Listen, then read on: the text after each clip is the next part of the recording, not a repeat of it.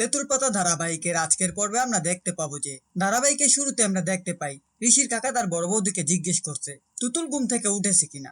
তখন বড় বৌদি জানায় তুতুল তো ঝিল্লির রুমে ঘুমিয়েছিল, উঠেছে কিনা জানি না তো। ঠিক সেই সময় সেখানে বাবুও আসে এবং বলে আমি তো এই বাড়ির জামাই, সকাল সকাল চা পাবো না নাকি। তখন খেয়ালিও আসে, সেও চা চায়। এরপর ঋষির মা এসে বাবুয়াকে বলে আমরা তোমাকে জামাই হিসেবে মানি না, আর তোমাকে কুটুম হিসেবেও মানি না, তাই কোনো চা বা জুস পাবে না। তখন ঝিল্লি এসে বলে কে বলছে চা পাবে না, আমি চা নিয়ে এসেছি। এরপর ঝিল্লি বাবুয়াকে চা দিতে গিয়ে তার হাতে ঢেলে দেয়। তখন খেয়ালি বলে তুমি আমার ভাইকে ছেঁকা দিলে, এত বড় সাহস। ঝিল্লি বলে এই তো সবে শুরু, এখনো কত ছেঁকা বাকি আছে। হাজুতের ছেঁকা, আমাদের বাড়ির লোকের কথার ছেঁকা। শোনো বাবুয়া, আমরা তোমাকে এবারই জামাই হিসেবে মানি না, আর তুতুলও মানে না, এটা আমরা কোর্টে প্রমাণ করে দিব। এরপর জিল্লি তুতুলকে ডাকে এবং তার মাথার সিঁদুর মুছে দেয়, যা দেখে খেয়ালি এবং বাবুয়া রেগে যায়। এরপর খেয়ালি তার গুন্ডাদের ডাকে, বাড়ির সকলেই গুন্ডাগুলোকে ভয় পেয়ে যায়। তখন জিল্লি কুয়ো থেকে পানি তুলে তাদের গায়ে দিয়ে দেয় আর বলে এবার পানি দিয়েছি, দ্বিতীয়বার আসলে মরিচের গুঁড়ো পানিতে মিশিয়ে ঢেলে দেব।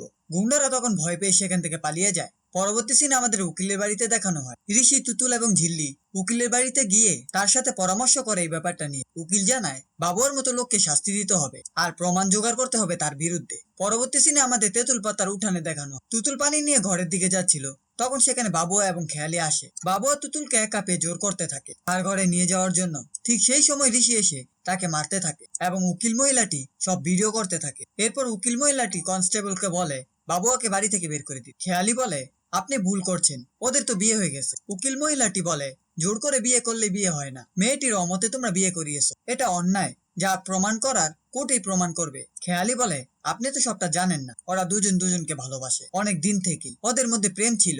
তখন উকিল মহিলাটি তুতুলকে জিজ্ঞেস করে, তুতুল বলে এসব মিথ্যে কথা।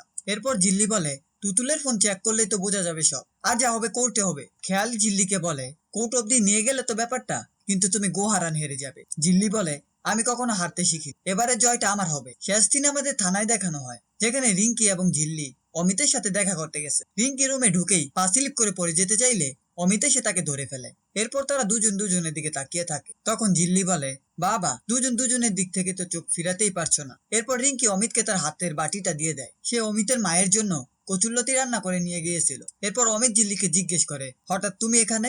এরপর ঝিল্লি অমিতকে বাড়ির সব ঘটনা খুলে বলে। তখন অমিত বলে ঠিক আছে, তুমি চিন্তা করো না, আমি বাবুয়ার বিরুদ্ধে সব প্রমাণ জোগাড় করছি। অমিত আর ঝিল্লি যখন কথা বলছিল তখন রিঙ্কি অমিতের দিকে এক দৃষ্টিতে তাকিয়েছিল এবং মনে মনে বলে একদম আমার মেজদা ভাইয়ের মতো। এই ছিল তেঁতুল পাতা ধারাবাহিকের আজকের আপডেট। ভিডিওটি ভালো লাগলে চ্যানেলটিকে সাবস্ক্রাইব করে পাশে থাকা বেল আইকনটি অন করে দিন।